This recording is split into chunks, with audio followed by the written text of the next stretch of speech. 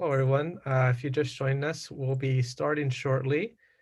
We're just waiting for maybe a few more people to come, but we will soon be beginning today's program, Bibliographical Legacies, Reproduction, and the Mesoamerican Book.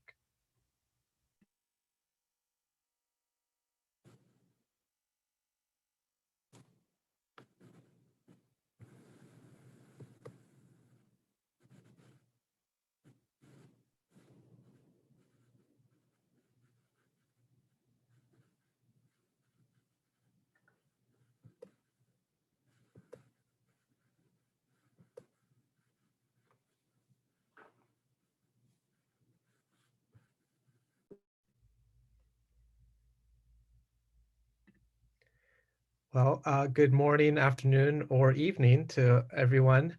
I'm Jose Guerrero, and on behalf of the Bibliographical Society of America, I'm pleased to welcome you to today's presentation, Bibliographical Legacies, Reproduction, and the Mesoamerican Book, moderated by Alex Hidalgo. Before we begin, let me remind you that this event is being recorded and that by participating, you agree to abide by the BSA Events Code of Conduct, which I will be shortly pasting into the chat. The BSA conducts its business on the traditional and ancestral lands of the Lenape people in Lenapehoking in Brooklyn, New York. I am streaming from El Cerrito, the traditional lands of the Chochenyo Ohlone people.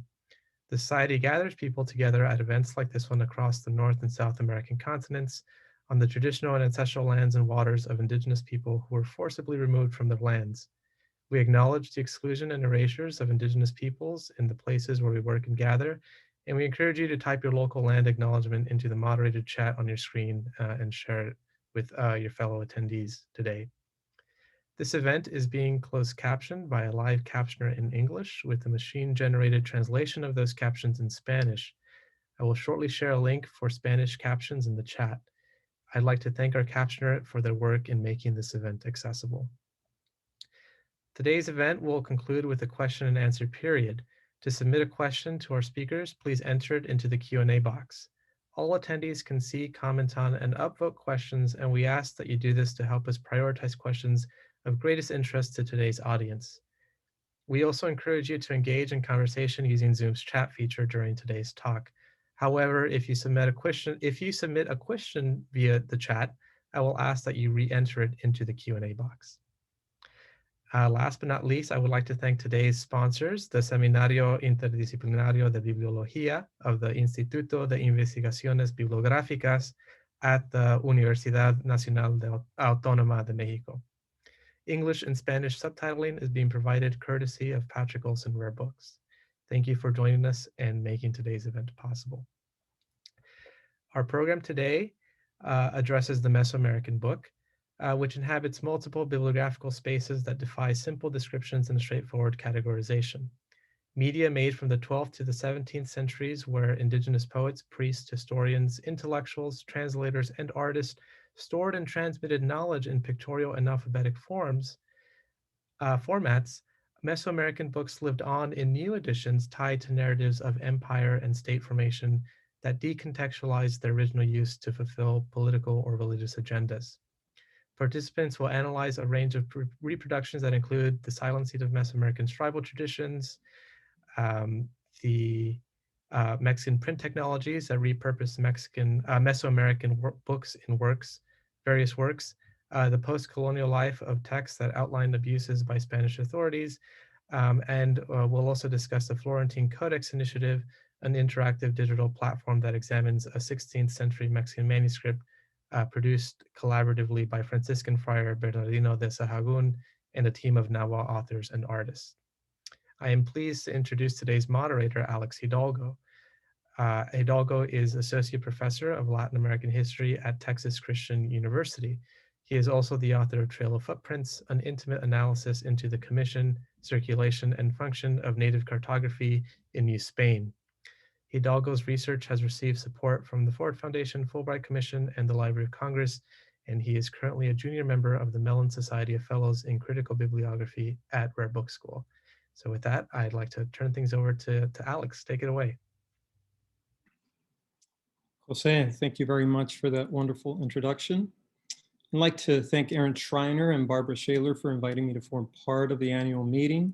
And I'd also like to thank Karina Selzman for helping me think through the possibilities of our discussion today. And thank you, all of you, for joining us remotely. This roundtable analyzes the motivation behind the commission and reproduction of Mesoamerican books across time.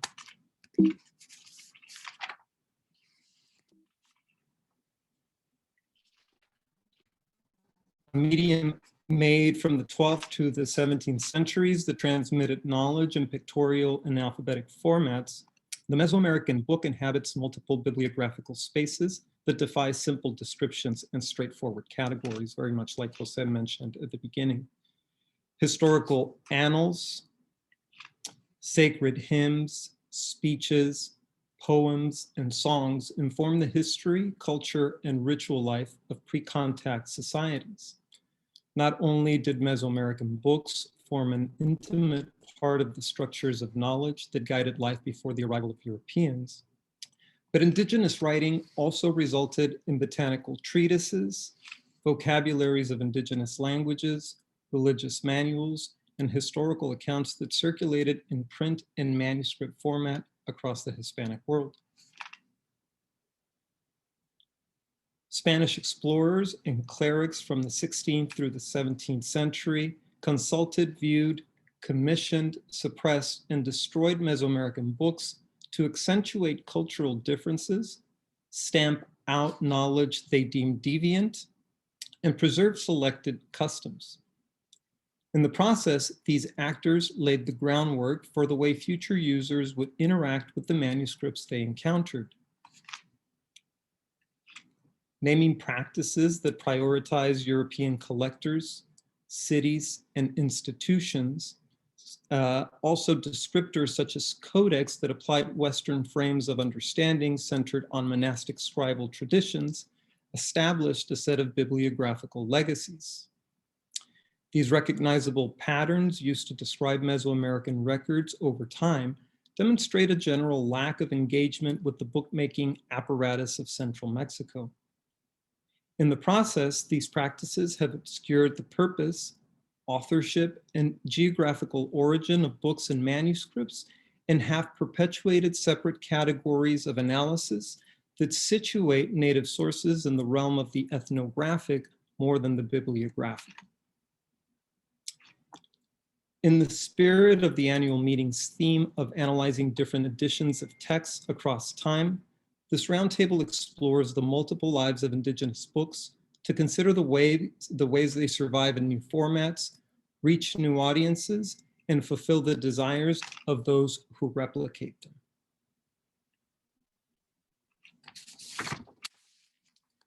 We know little about the motivations behind the commissions of copies of Mesoamerican books. Miguel León Portilla, the pioneering Mexican anthropologist, centered the production of new editions on indigenous literary works on a thorough knowledge of language and its effective translation. Nothing, observed León, is as important for understanding the Indian cultures as approaching their words, both ancient and modern. Efforts to replicate indigenous books for new audience, however, did not always follow the same principle. Narratives of exploration, empire, and state formation have often appropriated native artifacts to fulfill political or religious agendas that decontextualize the original use of manuscripts. Lord Kingsborough's beautifully illustrated 10-volume Antiquities of Mexico reproduced in vivid detail surviving pictorial manuscripts scattered in collections in Rome, Dresden, Oxford, Vienna, and Bologna, but at its root, this work sought to make a biblical argument about the lost tribes of Israel. In recent memory, John Bierhort's translation and annotation of the Cantares Mexicanos stoked controversy among Mesoamericanists and colonial Latin Americanists who argued the scholar's comparison of Nahua poetry to the North American ghost dance misrepresented the context of the Cantares genre. Our distinguished panelists today will consider the ways in which Mesoamerican books, or portions of them, have resurfaced in new editions. In the first part of our discussion, participants will historicize the purpose of these new editions, works produced in London, Paris, Madrid, and Mexico City. We will learn about the actors involved in production, the financial strategies used to fund publication, and the political intrigues that preempted such projects. In the second part of the roundtable, panelists will delve into the way each edition analyzes, appropriates, reproduces, and interprets the Mesoamerican book. I invited the presenters to think about the analytical frameworks used to make sense of the content of books. What claims did people make about the sources they published? What insights can we gain by analyzing methods of reproduction? Our first speaker is Jorge Cañizares Esguerra, the Alice Drysdale Sheffield Professor of History at the University of Texas at Austin. Cañizares' award-winning books include How to Write the History of the New World, Histories, Epistemologies, and Identities in the 18th Century Atlantic World, Puritan Conquistadors Iberonizing the Atlantic, 1550 to 1700, and Nature, Empire, and Nation, Explorations in the History of Science in the Iberian World, all published by Stanford University Press. He is currently at work on 2 new books, Categories as Prisons, that explore how historiographical categories and narratives are organized, and The Radical Spanish Empire, co-authored with Adrian Masters, that maintains that 16th century Spanish America witnessed massive popular participation in the creation of new laws and radical forms of anti-slavery and abolitionism. With that, I will turn it over to Jorge Cañizares. Thanks, Alex. Well, the purpose of my brief presentation is to discuss the role of Alexander von Humboldt in the printing of indigenous sources from Mexico, in particular Mesoamerican indigenous sources, in the early 19th century, in a period in which new republics are emerging in Spanish America, where the wars of independence led to a transformation from empire to republicanism, essentially, and eventually liberal republicanism. And Humboldt is being presented as an individual who was a genius, who created all sorts of new ways of understanding the environment, ecology, drawing correlations in distant places in order to create a global science, et cetera, et cetera, et cetera, et cetera, et cetera.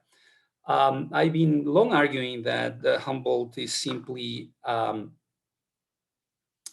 compiler, a synthesizer of knowledge created in the Spanish American Enlightenment in all sorts of disciplines, from political economy to statistics to ethnography, antiquarianism, et cetera, et cetera, et cetera, et cetera. Botany as well. So he compiled these sources, and not only that, he was also very careful to, in some cases, hide the origin of this knowledge and not to attribute to the individuals who did the original work, or don't give them their due. So there's this invention of Humboldt.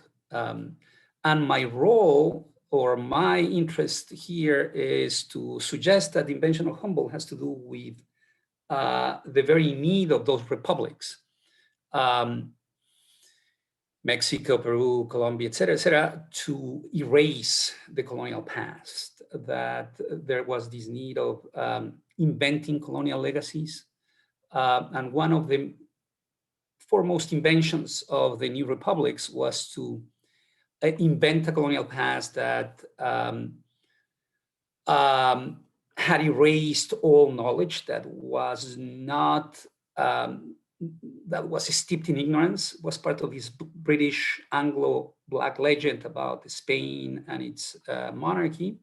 And the new republics embraced that Anglo-British construct to project a past, a colonial past that was empty of knowledge, by and large, and also to create this narrative of Galilean Inquisition that stamped out information, knowledge, institutions of knowledge. But in fact, what the new republics did was essentially a continuation of what the 18th century had done, the creation of academies, the creation of new universities, expeditions, botanical expeditions, cartography, et cetera, but these new republics did it in much smaller scale because the empire managed to do it in a much larger scale. So what societies of academies, the so-called economic societies, all those institutions were reproduced in the 19th century, in the early republics, in a smaller scale. And that is true also of the study of indigenous documents and the reproduction of indigenous documents. So let me introduce you to, sorry, I had to go back to the original. This is Humboldt in 1810. His views of the mountains and monuments of the peoples of the indigenous peoples of the Americas, which is a treatise on geology, on aesthetics, on curiosities of the landscape, but also of indigenous objects, particularly monuments, but also written or hieroglyphical documents, things on paper. And his big argument essentially is that the indigenous peoples of the Americas came from Asia and had this aesthetic, this Asian aesthetic that was kind of authoritarian as opposed to the Greek aesthetic that was democratic. So he pitted these two aesthetics by looking at geological formations, mountains, monuments. The aesthetics of the natives were the aesthetics of the landscape. And by looking also to the written documents of the natives. And so this is typical of Humboldt. Humboldt goes to several libraries once he returns from the Americas. The Vatican is one, libraries in Central Europe, but also he brought many documents from Mexico because there was a tradition of antiquarianism, a tradition of studying indigenous documents, as we'll see in a minute. And he brought many of these documents with him and left them in Berlin, and they are part of the collections of Berlin today. So this is one of the documents he reproduced, the Vatican Codex, which is a tonalamatl, it's a calendar, just like the Borgia calendar. He also, and this is typical of the collections he brought from Mexico, took some documentation from the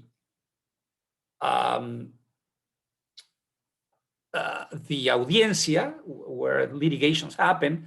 And this is a document that documents a trial over so-called patrimonial or realengo or private lands. It's part of the map of Oxtisipac that is now in the Library of Congress. But here you have the debate over what to do with the property of a cacique, Carlos of Texcoco, who was burned by the Inquisition, and the Inquisition kept all his property. And there are many parties that began to discuss the fact that this land wasn't really his, and therefore wasn't the Inquisition's.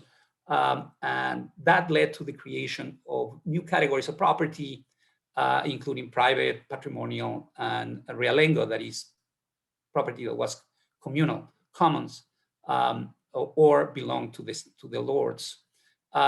So he brought this from Mexico. Brought this from Mexico as well. This is from the Vatican as well. This is a colonial production that belongs more to the Ixochitl tradition of many different origins of the Aztec world. This is another codex that has to do with tributes, in which you have signs of the months associated with tribute quantities of objects, including turkey or coins or punishment to those who did not pay their tribute. This is now in Berlin. It's a tribute documentation on tribute that he brought from Mexico.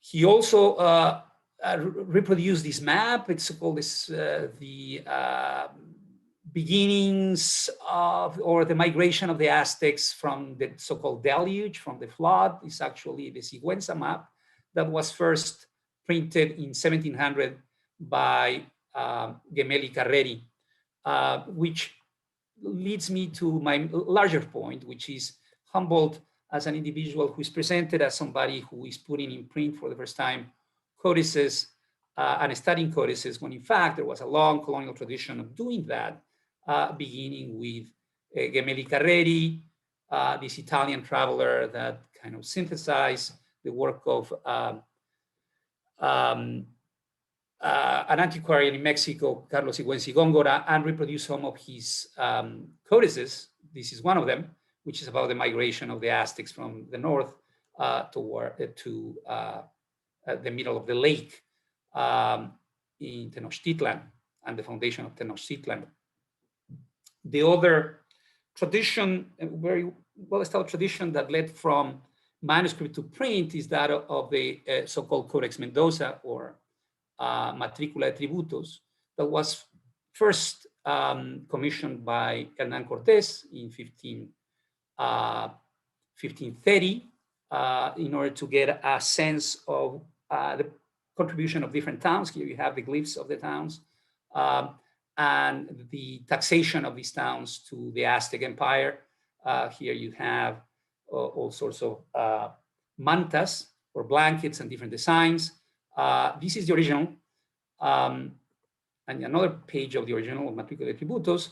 But this original was quickly transformed into print when Percas in England acquired the Codex Mendoza through a French pirate and made it available in print in 1625 in the 4th edition of his Percas, his Pilgrimage. And here you have the first edition of the Codex Mendoza in print, and of one of the pages that I just showed to you, the mantas, the so-called blankets, different designs, numbers, etc. So by 1625, you have the first printed reproduction of an indigenous codex. The same Codex Mendoza, also Matricula de Tributa, was published in 1776 by the Archbishop of Mexico as part of a study of the cartas, or the letters of Cortés, the so-called Historia de Nueva España, in which Cortés is kind of presented as a millenarian figure, somebody who is bringing Christianity, but also creating Mexico in his alliances with indigenous peoples. And he renamed the name of the codex to Cordillera de los Pueblos, which is again this document that seeks to determine what different towns and populations and cities in the Valley of Mexico contributed in taxation to the Aztecs. Yes. Oh, sorry. I'd just like to direct your attention to the time. Okay. Thank you. So there are many individuals in the 18th century, particularly Mexicans. This is an Italian, a Jesuit in Italy in exile, who kept on working on those codices. But the foremost synthesizer imprint of the largest collection of codices available in Mexico is Boturini, who created an archive of indigenous codices and made available in print the entries of that archive. We're talking about hundreds of these indigenous codices that he made available.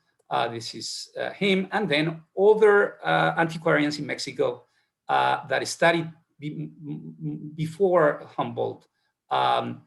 Monuments, the case of Leonigama, who studied these two objects. One is this monolith, and the other is this calendar, the so-called Piedra Solar. And as part of his study, he did a very deep, profound study of calendrics, Mexican calendrics that included these colonial documents.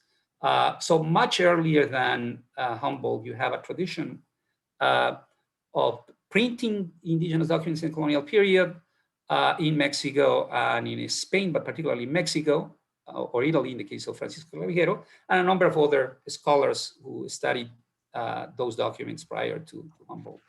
So this invention of the colonial legacy that was used by the early republics using Humboldt, it was just an invention. Jorge, thank you very much. We look forward to hearing from you more in our second round. Next, I would like to introduce Dominique Folanko, who is a research associate at Virginia Tech. Her research focuses on the history of production and collection of indigenous manuscripts from colonial Mexico, specializing in painted documents by Nahuatl Tlahuiloque artist scribes in the 16th century. Larger themes in her work incorporate decolonial theory, the history of record keeping and collecting, translation, particularly between Spanish colonial officials and elite Nahua speakers. She is currently working on a book project that analyzes the creation, collection, and reproduction of the Pintura de Gobernador, Alcaldes y Regidores de México, popularly known as the Codex Osuna. Dominique. Hello, welcome. I just want to share my screen. Okay, hello, thank you, Alex, for that introduction and for inviting me. I also want to acknowledge I currently am at the University of Virginia Tech, and I'm on the land of the Tutaluma people who were once the custodians of this land. So to begin, I'm going to discuss kind of the history and the problematic production of the first facsimile of the Pintura del Gobernador, Alcaldes y Regidores de Mexico, which I'll be calling Pintura. And this is a manuscript that is popularly known mostly as the Codex Osuna, which I'll address very likely in the next portion of my discussion. But there are several sort of editions. And so I want to begin by showing you at least the title pages of each that we are looking at. So the first, kind of the original, that I'll call it the original, was produced in 1565. This is a colonial document manuscript, handwritten, hand-drawn, and painted, which I'll show you versions of in a moment. The next, which I'll discuss mostly today, is the 1878 first facsimile that is produced in Spain, in Madrid. And this is, I'll discuss the discovery and sort of what this means, kind of in the larger sense of colonialism and nationalism for Spain in particular. The subsequent one is produced, another facsimile in Mexico, and this is in 1947. And this is where the Codex Osuna, Codice Osuna, gets its name, as Alex mentioned, this idea of naming and the kind of repurposing of names and the value of that really becomes important for this manuscript and others. In the 1970s in Spain, in the Biblioteca Nacional de España, the most recent, kind of most cohesive photographic facsimile is produced, and that's what I have here as the title page. So thinking about the original Pintura, that was more or less produced in 1565. Today it is housed in the Biblioteca Nacional de España, or the BNE. This is sort of a taste, just to show you the visuals of a handful of the folios that are within the original pintura. And what the pintura is essentially is a compilation of what it remains today is 39 folios.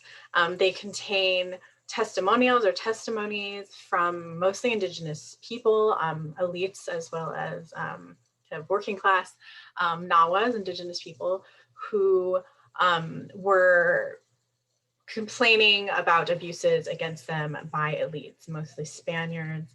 And these, as you can see here, this is, as I said, a sample of some of the folios. This these testimonies contain both text in Spanish and Nahuatl, as well as imagery in sort of this pre-colonial Central Mexican glyphic manner of geoglyphs, as well as the European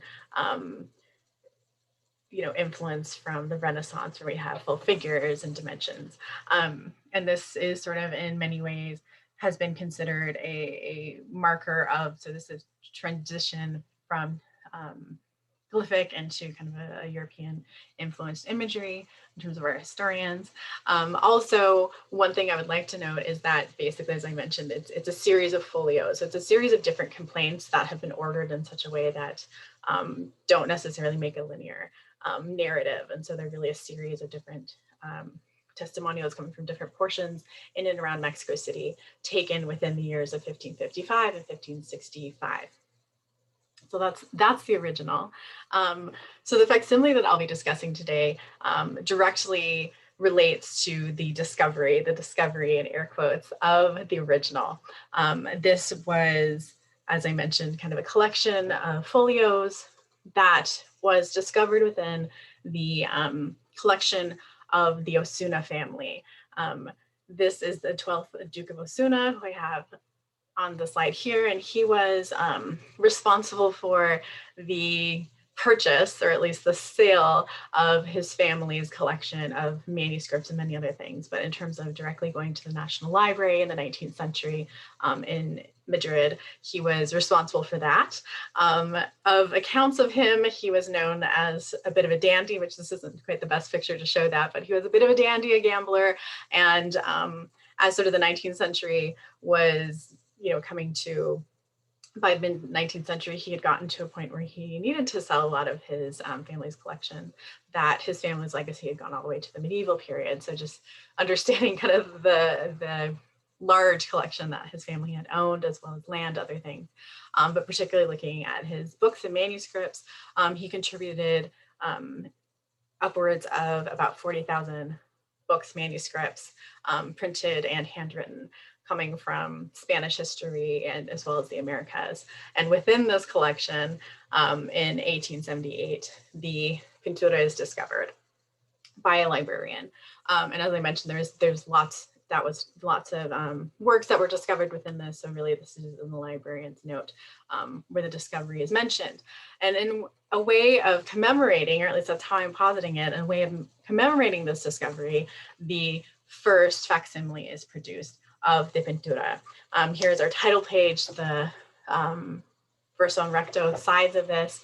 And so, as I mentioned, this facsimile is a compilation of 39 folios, but this is really where we start to see this connection between not only the manuscript and its original kind of creators being Mexica or Nahua people, as mentioned here on the title page, of the languages that are used both in Castellano and what is called Azteca or Nahuatl language.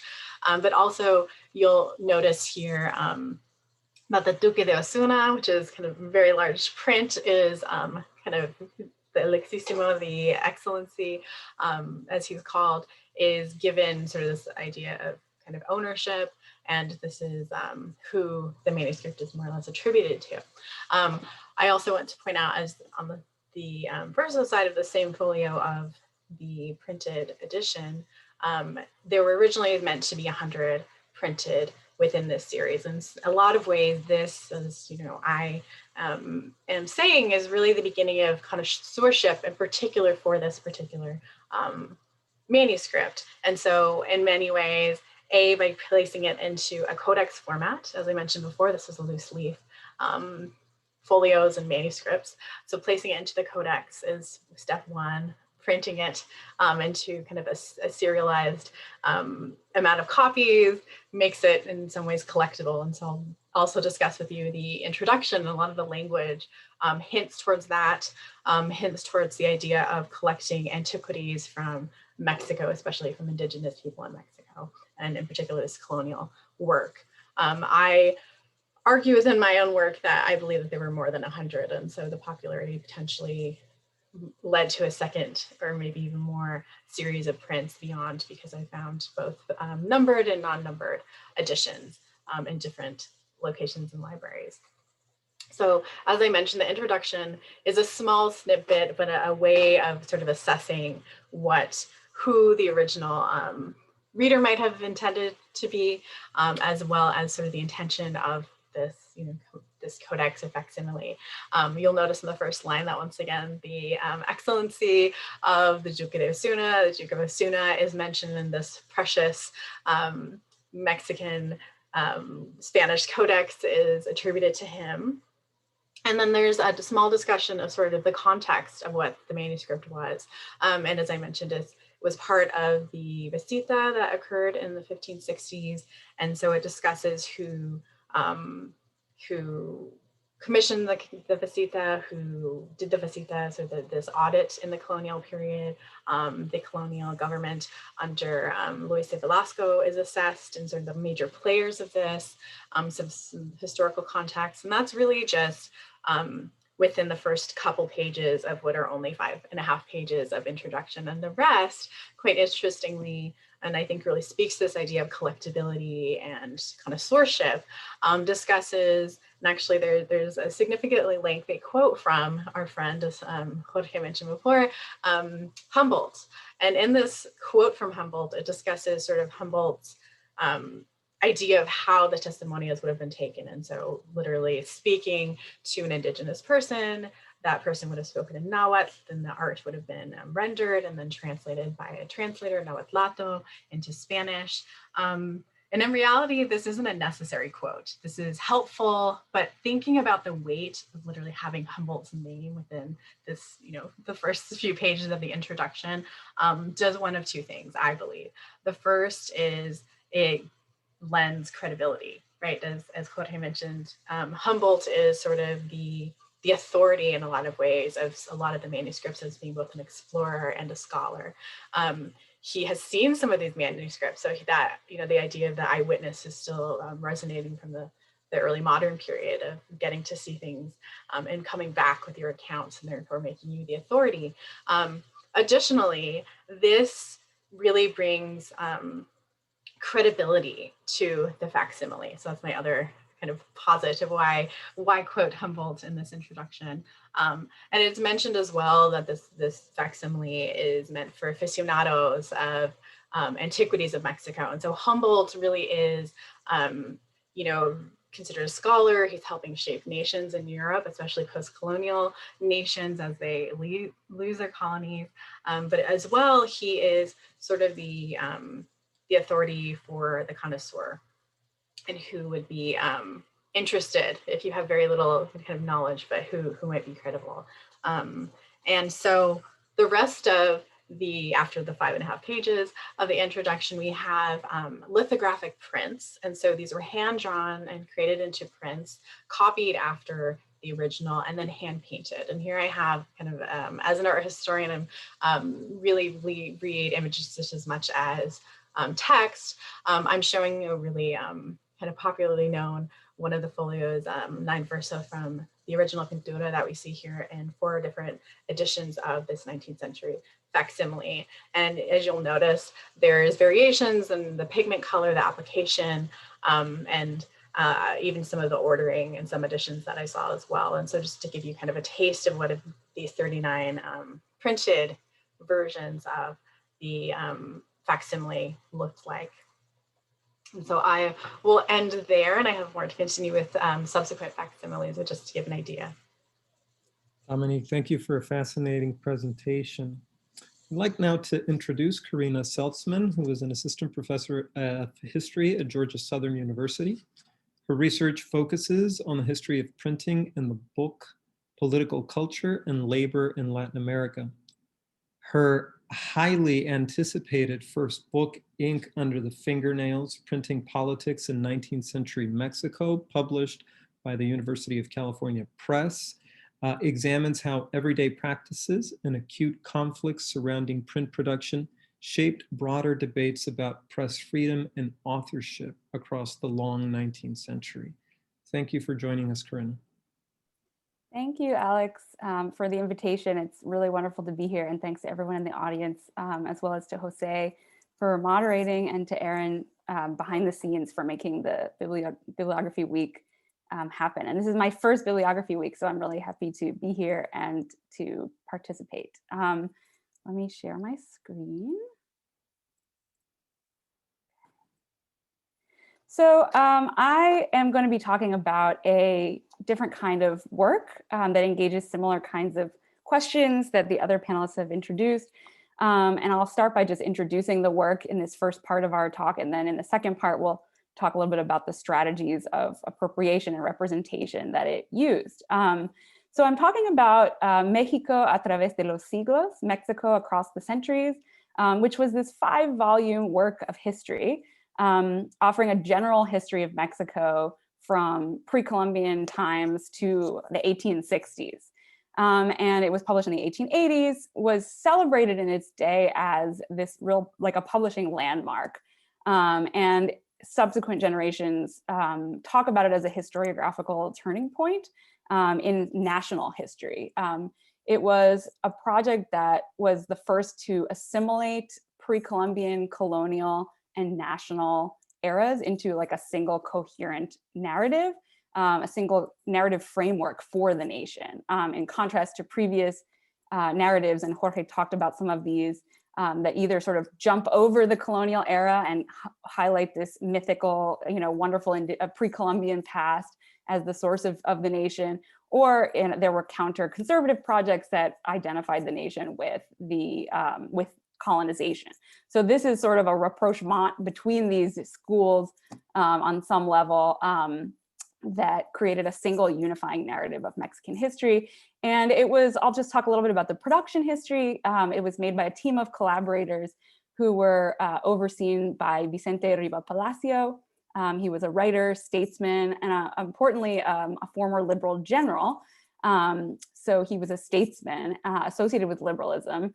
And it was underwritten, the book project was underwritten by the Mexican national government in the late 19th century, which was this period of liberal state consolidation after a civil war and the triumph of liberal political factions over imperial invaders, the French Empire, headed by the Habsburg Prince Maximilian, who had allied with Mexican conservatives.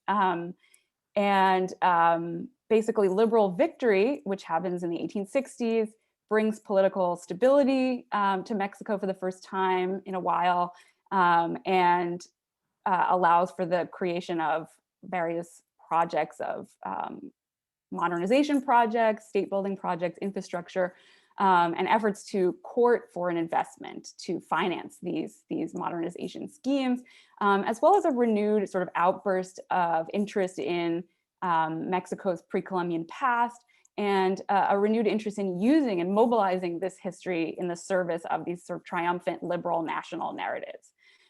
So the book emerges out of this nationalist conjuncture, but it's really a transnational undertaking. It's a material production that blurs the boundaries between state and private interests, which actually was quite typical of late 19th century Mexican sort of state projects.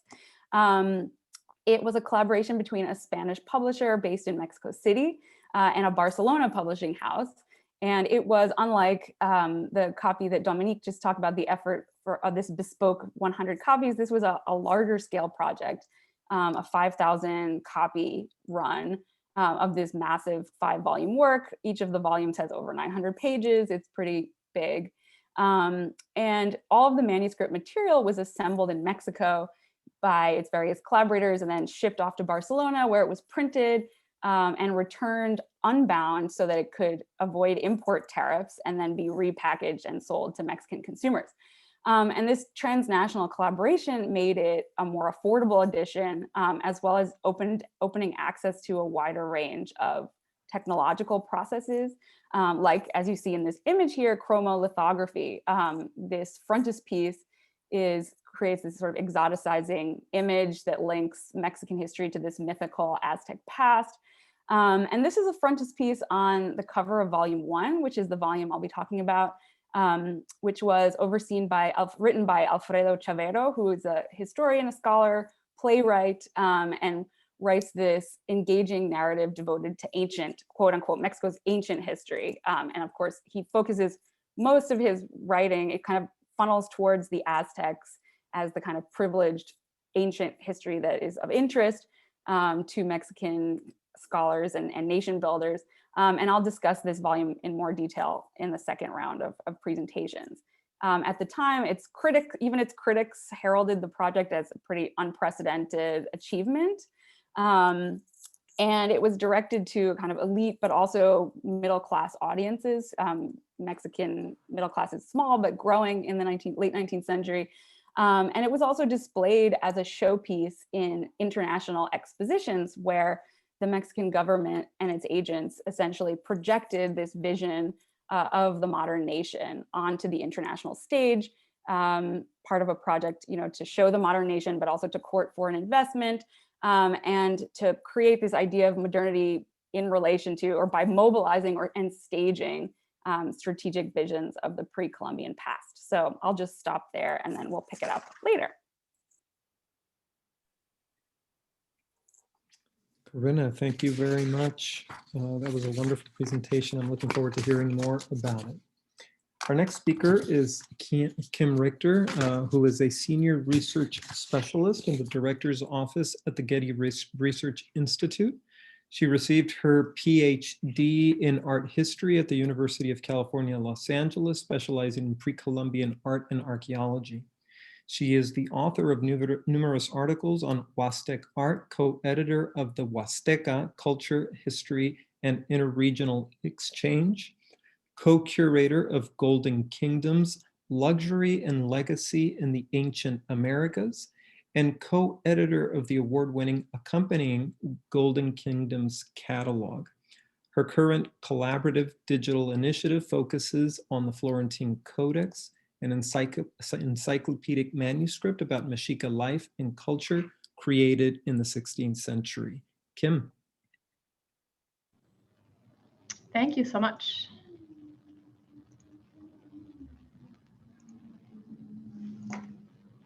Okay, well, thank you, Alex, for inviting me to be part of this wonderful panel, and to Aaron and Jose for all their organizational efforts to make this panel happen.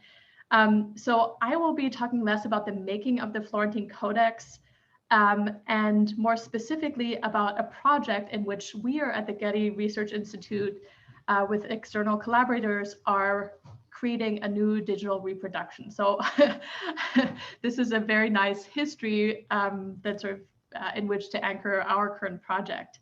So many of you, I'm sure, know the Florentine Codex well. To scholars like myself, it is one of the most important manuscripts. And as our director of the Getty Research Institute, Mary Miller, once put it, it's like the Encyclopedia Britannica of ancient Mexico. When she said that, I was like, I'm going to use that in every presentation I give, just to make people understand how the importance of this manuscript. Now, let's see. Okay. The Codex was created between 1575 and 77 in Mexico City, and it represents a collaboration between the Franciscan friar Bernardino de Sahagún and a team of now authors and artists. And the ones for whom we know the name I've listed here in the slide. The Codex was sent to Europe shortly after completion and was acquired before 1587 by the Medici family and is today still housed in the Biblioteca Medicea Laurenziana in Florence, Italy. We actually had the privilege of seeing it once, so that was nice. Sahagún's work, including the Codex, was inscribed in the UNESCO's Memory of the World Register in 2015, and our initiative at the Getty Research Institute started in 2016. Now, there's ample work that has been done about the creation of the Codex that took 30 years. It was really 30 years in the making.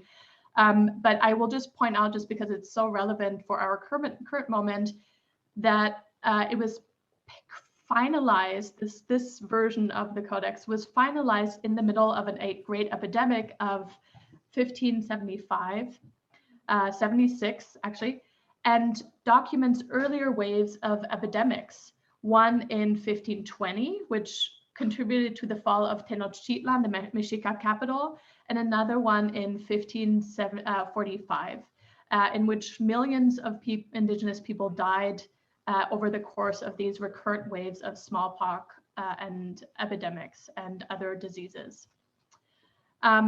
And Sahagún, interestingly, comments directly on the disastrous effects of the Florentine Codex, saying that many people died either directly from the illness or indirectly because there was no one there to take care for the sick. Of course, these words from the past are especially resonant today as we're living through our own pandemic. Yet the team persisted and finished this magnificent manuscript, capturing indigenous knowledge at this critical time of upheaval and transculturation. The Florentine Codex has 12 illuminated books amounting to about 2,500 pages. It is a bilingual encyclopedic document with 2 columns of text, Spanish on the left and Nahuatl on the right. The content and structure is modeled on Roman and medieval encyclopedia such as Pliny's Natural History. Now, our initiative has 4 outcomes. The digital Florentine Codex, which will be the focus of the second part of my presentation, which will unite the newly digitized Codex with its translations and transcriptions. And part of that effort will also be the creation of 4,000 multilingual entries contributed to the Getty vocabularies. And I'll also talk about that and how it's integrated in the digital Florentine Codex. And then the third outcome is the Florentine digital publication that we're calling the Florentine Codex. It's Book 12, Nahua Visions and Voices of the Conquest of Mexico Tenochtitlan. And then finally, we're also creating K-12 lesson plans on the conquest of Mexico, contrasting indigenous and European perspectives, which are sorely needed in our educational system. Now, this is the challenge that we're trying to address with the digital Florentine Codex. So here's a photo of my desk that shows that when you don't read classical Nahuatl or Spanish, luckily the handwriting is beautiful, so it's not really difficult to read the handwriting. Then you have to refer to all these printed transcriptions and translations, and then find the concordance between them if you actually want to read both texts against each other and also see the images, because the images are frequently left out in these publications. So we're with the DFC, as I call it, the Digital Florentine Codex, we are bringing together all these texts and the digital codex to digitize codex to make it more accessible to scholars, students, and the general public. And so this is what was an early concept. This is a very, very rough draft of just a wireframe, absolutely not the final design. And in fact, this is already outdated because we're in the middle of the design and UX phase of this. But I'm showing it here to give you an idea how we're thinking about bringing these materials together. And so it will have all sorts of features. You can zoom in on details, perform keyword searches, and download the JPEGs at 150 dpi. And at the heart of the DFC is a customizable IIIF viewer that will allow the juxtaposition of text and images. And this is being developed and tailored to the project by Digirati, an outside software company that specializes in cultural heritage and digital initiatives. Here's another wireframe that shows that for Book 12 only, we're also including voice recordings of the Nahuatl text. And this recording was done by Eduardo de la Cruz Cruz, a native Nahuatl speaker, language instructor, and director of IDIAS in Zacatecas. So he also created summaries of each chapter in contemporary Nahuatl, and this is really addressing and sort of geared towards contemporary Nahuatl audiences who might not be able to read easily the classical Nahuatl. So as you can see, this digital edition aims to be a very comprehensive source for the Florentine Codex. Another outcome is the digital publication focusing on Book 12, which provides the longest surviving Nahuatl narrative of the conquest of Mexico. And here I'm showing you the first few pages of the book documenting the arrival of the Spaniards in 1519 and a key event, the Toshkat massacre that took place the following year and kicked off the war between the Mexica and the Spaniards and their allies. And this version of events, of history, largely contests the dominant Spanish perspective, which is heavily based on the writings of the Spanish conqueror Hernán Cortés. So Book 12 is especially fascinating, and it's a history more so than the other parts, the other books, because it features the greatest discrepancy between the Spanish and Nahuatl text and images. As you can see in this example, the Spanish text on the left column is greatly reduced or completely replaced by images which often support the Nahuatl text, but also provide critical and subversive information that could not be spelled out in writing. So one example is Moctezuma's death. In the Spanish version, the ruler is killed by his own people because they saw him as a coward and a traitor, whereas this image makes clear that he was assassinated by the Spaniards and then tossed in the canal alongside a ruler from a neighboring city. Because this topic of regicide was so sensitive, the Nahuatl text only alludes to the Spanish culpability, whereas the image leaves no doubt. Here, the Nahuatl text is paired with images in Book 12, and they present an alternative account of the conquest and forcefully counter the official Spanish narrative that has come down to us in history. As part of this digital publication, we also want to highlight that the images taken on their own tell a compelling version of the historical events. When we isolate them from the text and string them together, which we plan to do for the digital publication, they remind us that in pre-Hispanic codices, historical narratives were really recorded through images, not alphabetic texts. It is therefore no surprise that the images are play a central role in this bicultural manuscript.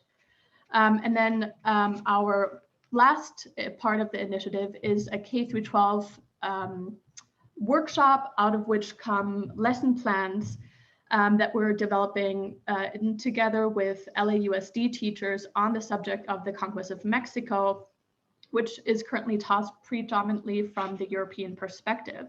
So this workshop took place last summer and was collaboratively organized by us and the UCLA's Latin American Institute, who have a series of these workshops every year. So we just sort of plugged in last year on this particular subject. And we introduced teachers from the LA Unified School District to primary sources that document indigenous historical narratives about the conquest, such as Book 12 of the Florentine Codex. And of course, the event ended up being virtual because of the pandemic, but it did allow us to reach out to lots of scholars across the US and Mexico to give scholarly talks to the teachers. And then the teachers took this material and developed lesson plans to digest this scholarly information. And to conclude, I just want to show you give you a glimpse of the team that's working on this initiative. My co-heads are Diana Magaloni, Jeanette Peterson, and Kevin Terrasiano, who are experts in this subject matter. And then we work with wonderful scholars who will be contributing writings to the digital publication. And then we'll have institutional partners such as the Biblioteca Medicea Laurenziana. The Seaver Institute provided seed money. The Getty Trust is funding the implementation of all this research. And so you can see it takes more than a village to create this digital Florentine Codex and the other outcomes.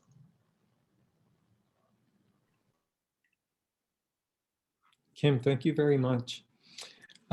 We'll be moving on to a very short second session where participants will be able to provide any final thoughts. And I thought we can circle back to Jorge Cañizares Guerra. Jorge, I had a question for you about where you kind of left off. Hopefully that might serve as a bridge for you, but if you'd like to close with anything else, feel free to do so. I was thinking about Boturini. I was thinking about his own collecting efforts in Mexico, which remind me somewhat of Humboldt.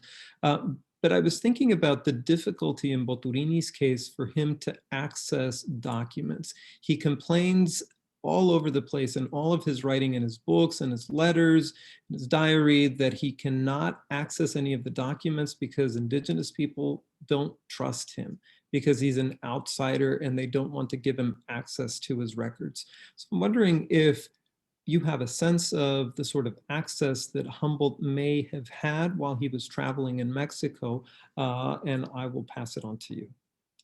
Thank you. Yeah, Boturini complains, but he was very successful at gathering documents, particularly in Tlaxcala, and it had to do with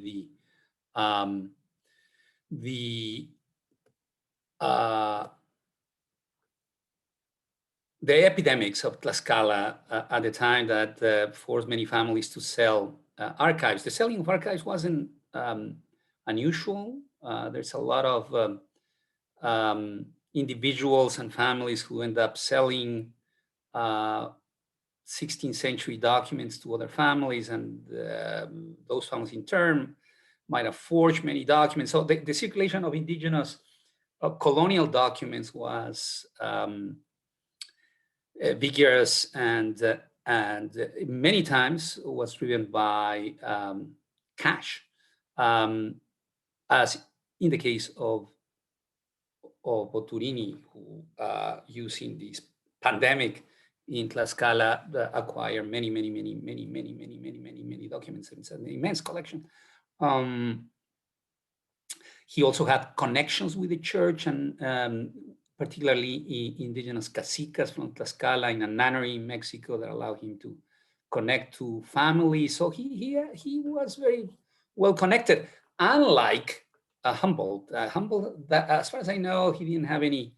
He was a birth of passage. He stayed for a year in Mexico, but he was working on a political economy of Mexico. He was basically spending most of his time in archives. He had no time to socialize with natives. As far as I know, he bought a slave from Maracaibo when he arrived in Venezuela, who kind of kept his Indian or serf, who kept his instruments from breaking, and he took him back to his guy, his servant followed him around for 4 years until he took him back to Berlin. We don't know what happened with Jose, I think his name.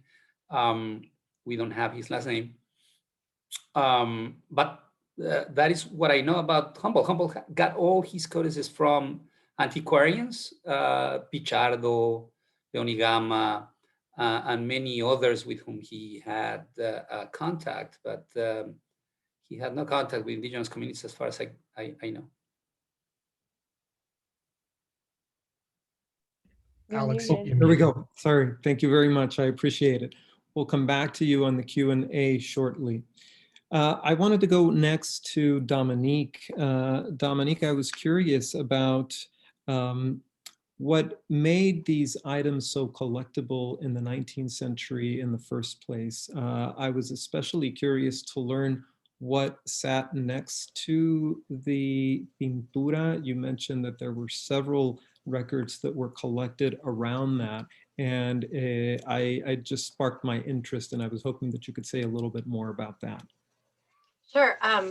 So as I mentioned, in 1878 is when the pintura was discovered and the facsimile was created. But in terms of the original sitting on the shelf, at that point, what was the Biblioteca Nacional in Madrid, very likely, and even today, the pintura is part of the Inquinobula. So that is actually, originally it was separate in the Osuna collection. So that's where it sat for several decades.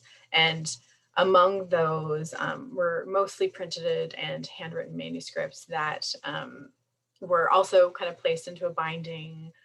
It's even noted that it was a red leather binding, and so very likely matched the rest of the collection. And in terms of it being part of the Inquinobula, even today, what makes that fascinating is that it's not a printed work, and so therefore it doesn't quite make sense to be kind of within, at least how the BNE categorizes it, within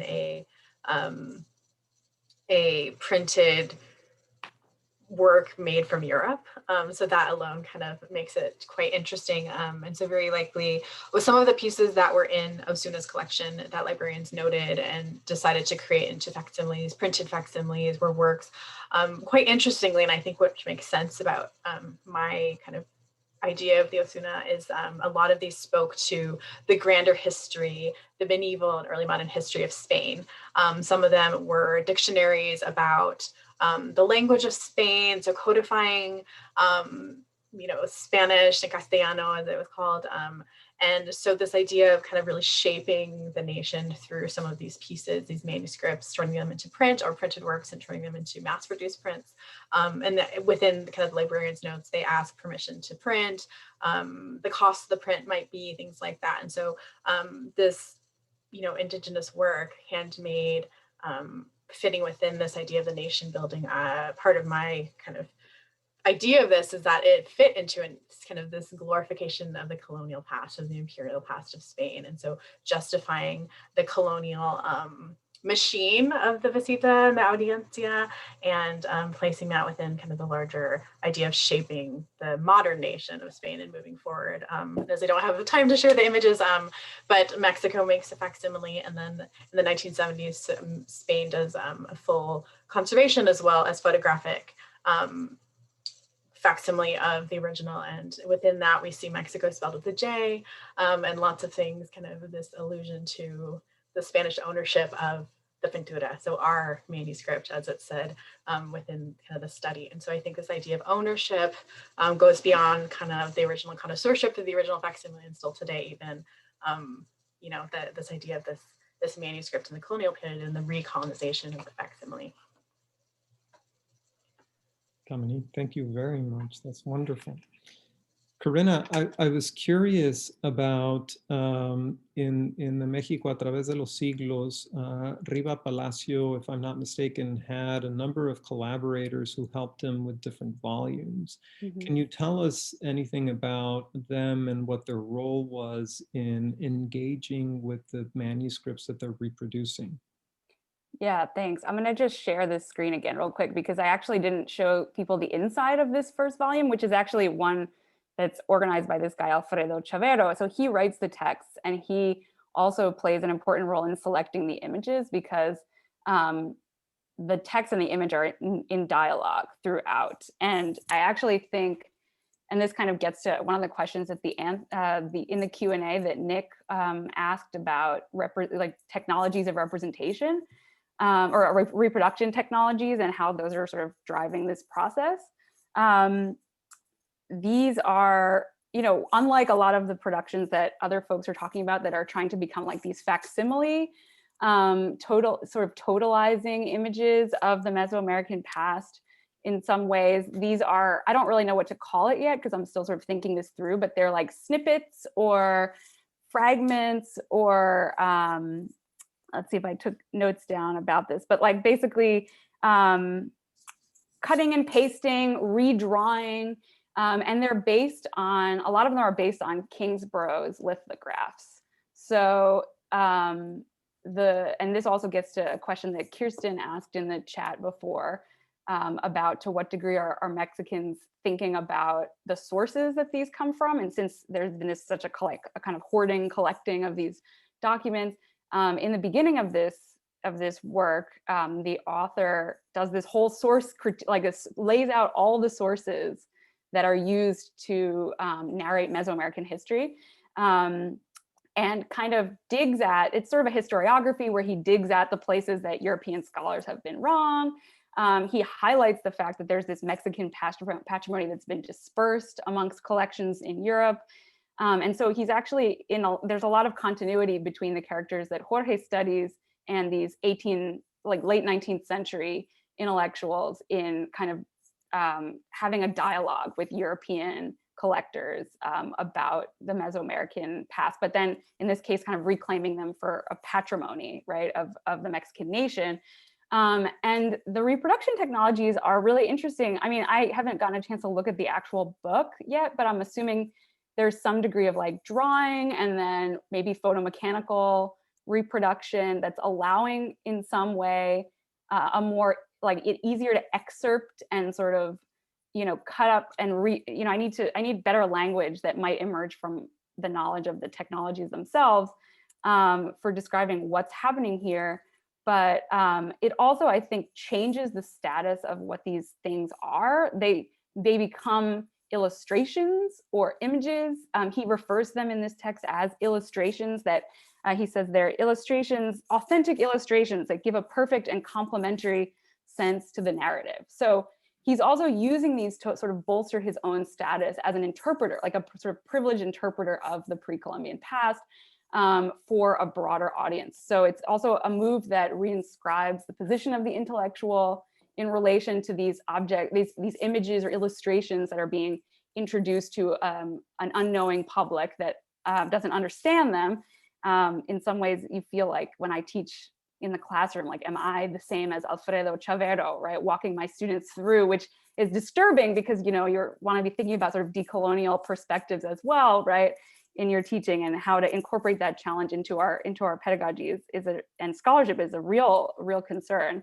And at the same time, these strategies let new actors kind of insert themselves into the process, right? So you have the artist who redrew, this is a copy of Alio's lithograph by another artist. So it's like copies of copies and, opportunities to insert yourself in and kind of claim yourself as the artist of this image. And one of the questions I have, I mean, you can put them in dialogue with other images of things, right? From the colonial and the pre-Columbian past, creating like a museum inside the book. And I wonder, how these snippets are going to be sort of reproduced and go on to have other lives, right? That are even more deracinated from if we even care about talking about origins at this point, right? It becomes just like a totally different thing, a visual repertoire of, Mesoamerica or something, and images of the indigenous past that also reinscribe the nation as a non-indigenous political community, because it's about, right, this being related to this past that is not in any way kind of connected to the present. And so I think there's also that political element involved in the project. Sorry, I'm going on way too long, so I'll stop there. That's fascinating. Thank you very much, Karina. Kim, I've been meaning to ask this to you in particular for a long time, since I've been thinking about your presentation, in part because you are dealing with colonial sources, you're dealing with a 16th century manuscript, and you're dealing with a new edition, but you're in the process of putting together that new edition. All of us here have kind of the hindsight of looking at the past and seeing these editions in a sort of detached way, right? We're observers and we're applying all these different values. You are right smack in the middle of production. This is a project that's been funded, if I'm not mistaken, by the NEH, that's been funded by, or if not by a big, I know that there has been sufficient funding invested to move this project along. And I'm curious how that shapes the sort of work that you are doing. Yeah, we have very generous funding. So our seed money initially came from the Sieber Institute. And then once our new director came along, Mary Miller, who's been with the GRI for the last 2 years, she, of course, championed this project and made it one of her key used her influence and effort to get us a lot of resources from the Getty Trust. And so this really allowed us to fully, almost fully, well, we're in the process of it, but this is now allowing us to really realize the vision. And there were certain elements where we sort of, and I mean, it's sort of hard to talk about it in abstraction without having shown like the second part of my presentation. It has allowed us to sort of go deeper with the manuscript other than just representing the images and side by side with the text. So there's something about like image search that I'll be talking about more in a minute. So it's allowed us to do all these other cool things that you can do in a digital realm that you can't do in a printed book so much. And that, of course, you know, in the digital realm, things seem sort of, people who don't work in the digital realm think it's sort of simple and easy and more cost effective and cheaper. And that is typically oftentimes not the case, because if you want to make something accessible and usable, then you need to provide metadata. And so that is, you know, it's very expensive to do that. So, and we're really trying to go beyond the digitization, which is sort of where we are in large part now. You know, we have all these manuscripts at our fingertips. Dominique showed, you know, and others, you showed what we have digitized at the Research Institute and the Biblioteca Nacional de España, and, you know, in Francia, and our colleagues in INA. They're digitizing everything and putting these manuscripts online. And so that's wonderful to have those images, where before, you know, we were trekking around trying to get these facsimiles. But now the next level is to go deeper and make, not only provide access to the images, but sort of deeper access to the content. And so the generous funding that we have has really allowed us to do that. And I'll go into that a little bit more in the second part of the presentation. Thank you very much, Kim. I think what we'll do is we will close our discussion formally here. So I'd like to give all of our panelists a big round of applause. Thank you very much for your presentations, for your comments, for taking my questions into consideration. I'd now like to hand things over to Jose and invite everybody else to post your questions for our panelists. I think we can see that this is going to continue to generate very rich discussion. Thank you, everyone. We do have a couple of questions that I can fire away right now, but certainly want to invite attendees to, if they have any additional ones, to input them. We are scheduled to go until the half hour. So the first question is from Leslie Morris, who asks, did those indigenous elites still in place during the colonial era make efforts to conserve pre-conquest scribal, calendrical, and record-keeping traditions, or were the Nahuatl manuscripts created after the conquest mostly produced at the initiative of Spanish or ecclesiastical officials? So I think that's a general question for everyone. Well, speaking about the Florentine Codex, there Sahagún worked very heavily with indigenous elites. They did it. He's frequently called the ethnographer, right? Because he went around and collected information from generations who lived before the conquest and through the conquest. And so he gathered this information together, but he also trained indigenous Nawa youths who were sort of, they hoped to have them become priests, but so that never sort of materialized in that period. But they certainly were educated to become scholars, but they knew both the indigenous traditions and the European, and they had European humanistic training. And so these scholars definitely brought in their own knowledge. And this is why we really like to call them authors rather than sort of just collaborators.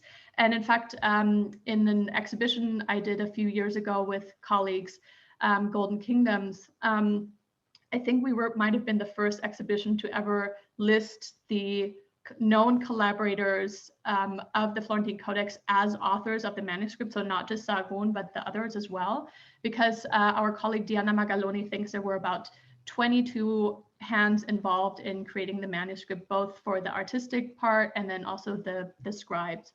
And so they, and it's interesting, another colleague of ours, Rebecca Dufendach, has really looked at the sort of the debate that went on about what to include in the Florentine Codex, that's sort of this editorial process.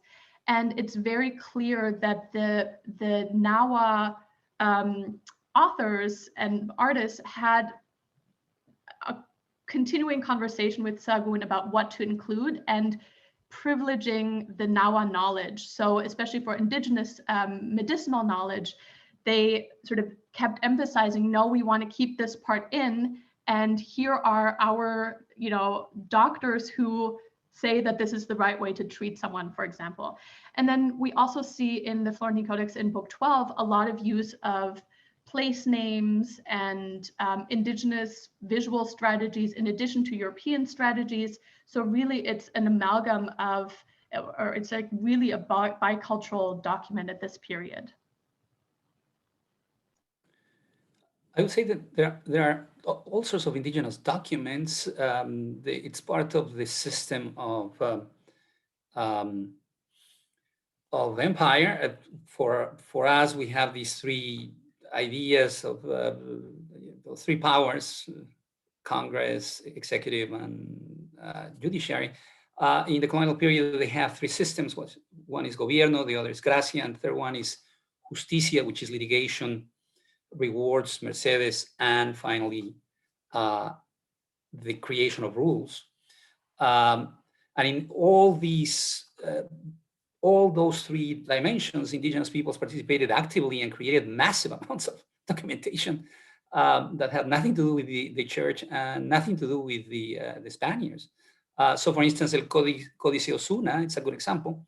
Códice Osuna are individuals, lords of Tenochtitlan that are complaining about the oidores and the viceroy, and they can create this document. But at the same time that they're creating this document, artisans and commoners are creating another document that is the Genaro Garcia Codex that is at the Benson, that is saying, screw you, caciques, because you are the ones who are exploiting us, not the oidores. So it's coming from all over the place. And so you have all factions. It is a society of bandos in which every individual, it's representative of a corporate body or his or her own, and taking sides and producing documentation by the thousands. So it's completely misrepresentation to call these the idea that these are documents created by Spaniards or on behalf of Spaniards, on behalf of the church. These comes, most of them from the bottom up, not from the top down. I think also to continue some of what Jorge just said, I think some of the ways of kind of indigenous agency or even the hand of Tlaquiloque is evident, especially for those who study materiality, is the inks and some of the technologies, as this question asks. In the case of the pintura, it's all in European paper, which was often the case when it came to manuscripts for kind of the audiencia. However, the pigments are sort of different. They're both indigenous to the Americas and then some European. And so that even within kind of notes that are taken later, you can see the different black inks from Gaul to other indigenous use. So I think that's one way of understanding the complexities and layers, and particularly in some of the folios of the Pintura, the languages too, the Spanish, the Nahuatl, and the imagery all mixed together. And in the Florentine Codex, there's been amazing studies of pigments and artistry from both an indigenous and then kind of this new, each artist himself had his own style within those he was taught. So I think that that's, in terms of the Pintura, this manuscript is understood as sort of this transitional one that shows both the old and the new way being this more European style, and even preference more to text, or folios with full text too. So how to tell this narrative and how to get your way in this colonial context is also a major part of these manuscripts and technologies and the continuation of them. Thank you. We have another question here, which is, I'm sorry, Alex, which question did you mean? Would you mind clarifying?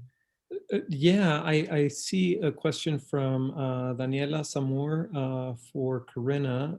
So I was thinking if Karina could maybe tackle that. I wonder how the process, it says, I wonder how the process of interpretation, translation challenges the distinction between intellectual manual labor and how it enables us to broaden how we define intellectuals and knowledge producers. Yeah, And you have 30 seconds to do that.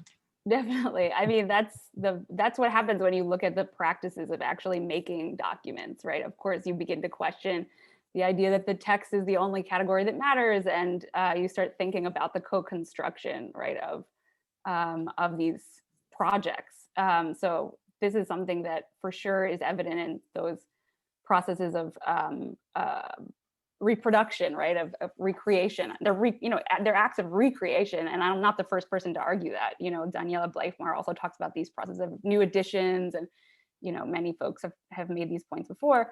And certainly in the print shop, right, this is actually my forthcoming book, is really like, that's the point number 2 of the book. It's about the arguments that printers make about being co-constructors of knowledge, and the way they challenge sort of ideas of authorship as latent in an individual. And that there are lots of other models for thinking through what authorship is about that are articulated by the people involved in producing these kinds of documents. So if that interests you, I'll just plug for it there, and that's it. Well, thank you for that answer. We are just at about time, and I'm afraid that we will not be able to get to all these, the fascinating questions that remain. I am very sorry to say, but I am very happy with a lot of ground that was covered in this panel. So I'd like to extend my sincerest thanks to Alex, Karina, Dominique, Jorge, and Kim for these wonderful presentations. This was the last of the Both and Bibliography in Action presentations for Bibliography Week. But we do have one more event tomorrow, which is the New Scholars presentation. So please register for that and attend if you are able, and we would look forward to seeing you there. And I hope you also look forward to the recording of this presentation, which I think will help us digest many of the fascinating things that were said and brought up today. So thank you once again to our presenters and our attendees, and we hope to see you at a future BSA event. Thank you. Thank you. Thank you. Thank you.